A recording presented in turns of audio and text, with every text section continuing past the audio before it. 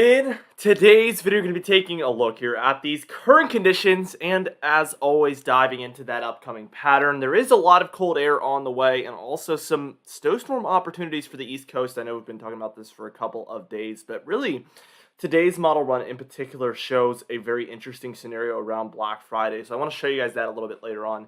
For now, we're taking a look at the current conditions, and we will really glance at this and not really dive too far into it because we have a big trough in the east, and that's probably the biggest thing happening here.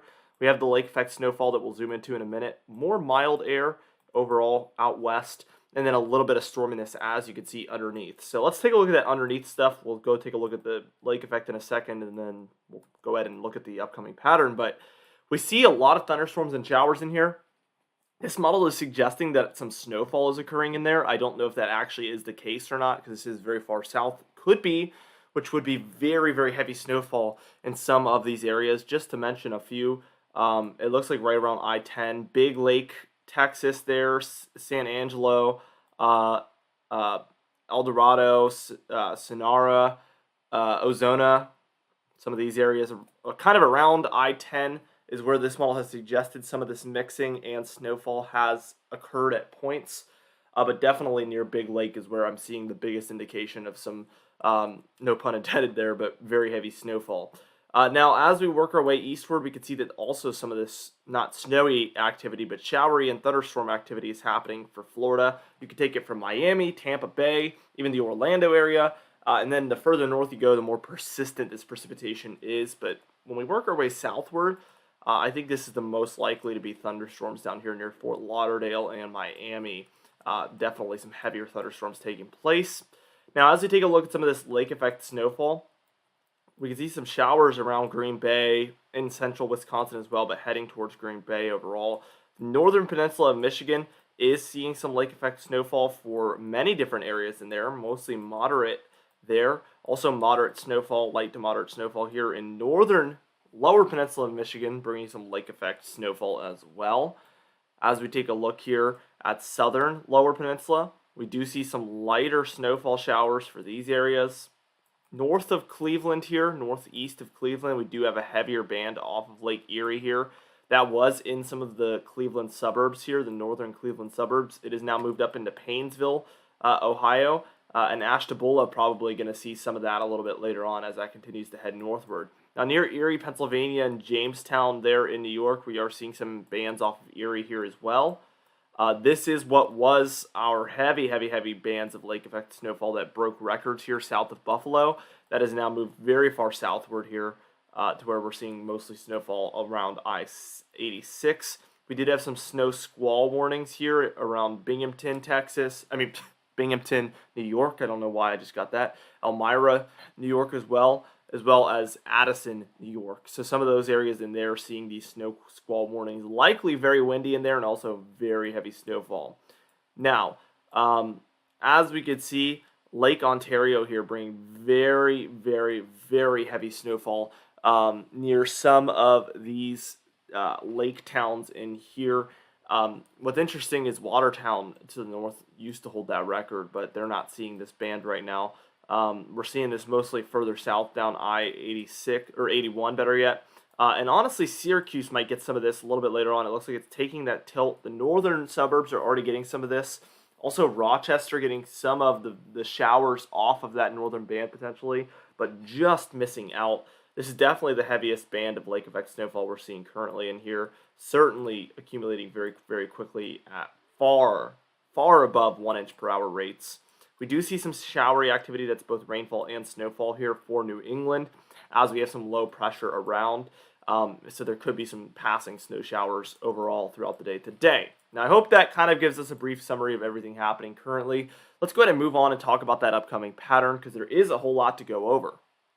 Now, here we are taking a look at the upcoming storminess. I never skip it before I say that, so I have to always skip it after. I don't know why I do that, but by tomorrow afternoon, things will be a lot quieter than they are today. Probably even in tomorrow's video, things will be quieter on the current conditions tab when we're going over that in the beginning of tomorrow's video than they were this morning. We do still see some showery activity here for Florida and Texas here, so that is still ongoing at that point there. By the time we're reaching about Tuesday evening into Wednesday, we could see that there is some snowfall happening here now for the Cascades. So Washington, Idaho, Montana seeing some heavier snowfall. Still, the jet stream has a trough over the eastern United States by this point.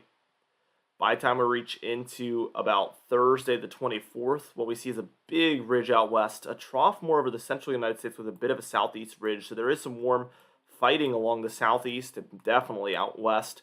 And what this leads towards is mostly cold for the central and a little bit of the northeastern United States as well, as that southeast ridge is trying to put up a fight. This is when things get interesting. We do see a nor'easter begin to develop. There is also a secondary low to the north. So overall, we have a lot of low pressure in here, which is a good recipe for a big snowstorm. And we see this rapidly drop in pressure. We're down to a 988 millibar low pressure center here Friday afternoon, and it looks like some snowfall is going to start up here because of this nor'easter. We could tell there's a big trough in place, so there's plenty of cold air to go around.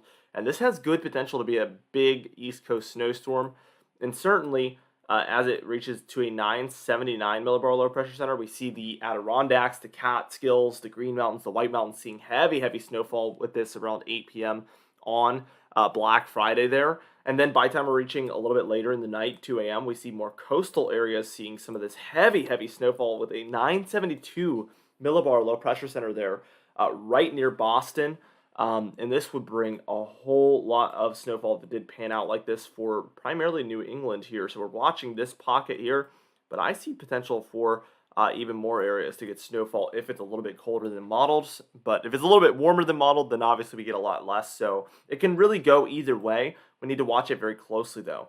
After this point, what happens is we get a lot of these systems that impact mostly these areas in here. So they move in.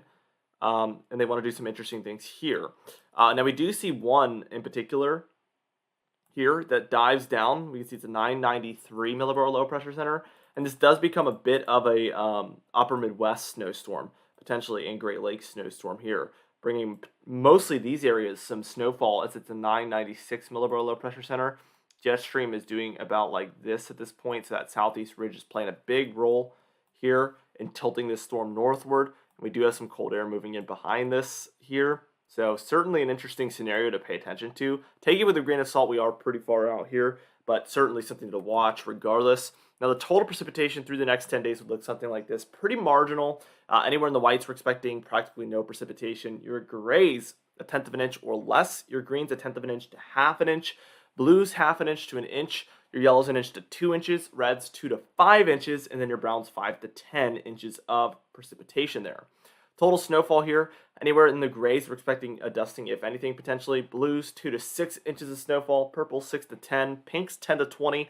Pastel blues, like we see up there in eastern Canada, that's going to be anywhere from 20 to 38 inches of snowfall.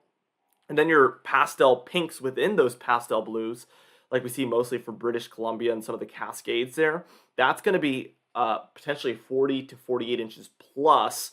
We see a maximum of 163 inches potentially somewhere. I'm guessing that's going to be British Columbia. So certainly a very interesting pattern we're going to find ourselves in. Now the temperature pattern here, we are cold right now. We are going to see things continue to be cold at least through midweek, but things will get more mild after that point, it appears. So we see a lot more reds and oranges happening here around the nation, indicating near normal to above normal temperatures around for later next week. So that's going to include Thanksgiving and Black Friday. There will be just enough cold air, or I guess average air, to where that night we can see snowfall here. So again, if it gets colder, we could see more areas see snowfall with that. But right now it seems pretty marginal. We do see a warm up in the east here. Potentially, we're taking this with a grain of salt because this is 10 days out, but potentially around Wednesday the 30th of November, we see things cooling out west and warming in the east. As we all know, this is called a negative PNA.